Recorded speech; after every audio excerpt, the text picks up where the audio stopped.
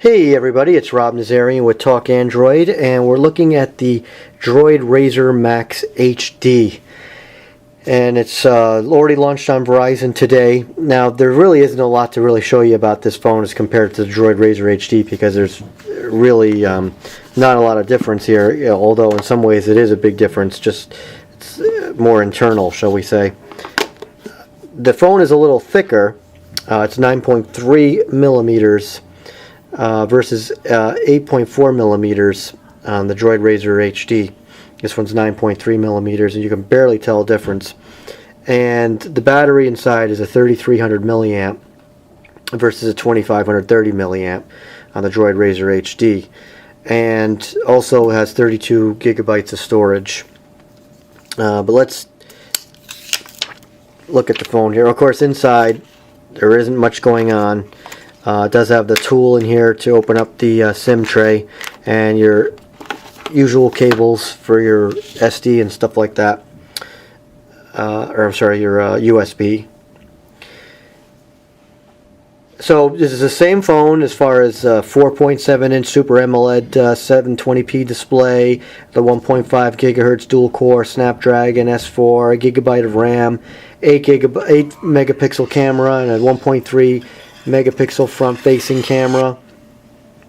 And like I said, it's got 32 gigabytes internal, so it's a little bit more storage than you're going to get with the RAZR HD. Now, let me just put them right up next to each other. I mean, in fact, I almost didn't think I had the right phone, to be honest with you. It is very hard to tell the difference between the two. It's like I said, it's 8.4 millimeters versus 9.3. And it's essentially the same phone as far as design goes. Everything is the same. It's just a little thicker. So the buttons, everything is the same. So you're dealing with the volume here, the power, and you have your micro USB and micro HDMI here, and you have your headphone jack, and of course with your tool you can open up the tray. That opens up to reveal your SD card that you can put in there, or your SIM. So that's back in. So this is the setup, which is going to be exactly the same as the DROID RAZR HD.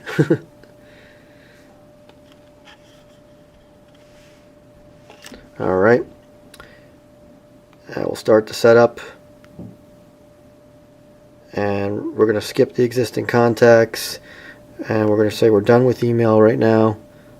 We did get a network error. I wonder if it's because I took out the card. Okay, right now I'm on 3G, and we'll just go ahead and agree with all this stuff. This is your Google location services, which is standard, and we're going to forget about setting up any of the Verizon stuff. And of course you can sign in with Google, but we're going to say not now. And everything is going to be the same here. There really is nothing that's going to be any different. You're going to have your ring widgets. Everything is going to look the same. I didn't get the tutorial there. There is a tutorial that comes up, but it does come up because I actually did a factory reset. I actually loaded the phone up first before I did the video, because I actually wasn't convinced this was a RAZR MAXX HD, because it was you couldn't tell a difference between the two. But then when I put it down on a table, I could really see the difference. So you can add a home page. It starts with one simple home page, and you can add a blank page or a template.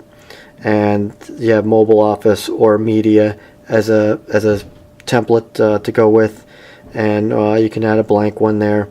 The only thing I don't really like, I love the fact that this is, again, mostly stock ice cream sandwich, but I don't like the home screen being all the way to the left. So if I add another blank page, I have 2 pages here, and when you hit the home, you're coming all the way to the left. So if you have 7 home screens or 5, you're constantly flicking. Whereas being in the middle is a lot easier to navigate around. Now, to the left of the home screen, you have your quick settings, which is nice. And of course, you can get to your quick settings here. The launcher, app drawer, is very similar to stock Android, except they do offer an area to put your favorites, but you have your apps and your widgets. So everything's pretty much the same, and again, the same as a DROID RAZR HD. They're identical phones, again, except for the battery and the thickness and the storage. Now, last year's DROID RAZR MAXX, last year's DROID RAZR MAXX, yes. I was able to get 10 hours of battery life playing non-stop video while connected to 4G LTE, which is really good. Now, I've already tested the DROID RAZR HD, and I've got nearly that, about 9 hours and 46 minutes, which is absolutely tremendous. I'm really interested to see what this bad boy is going to do in that same test.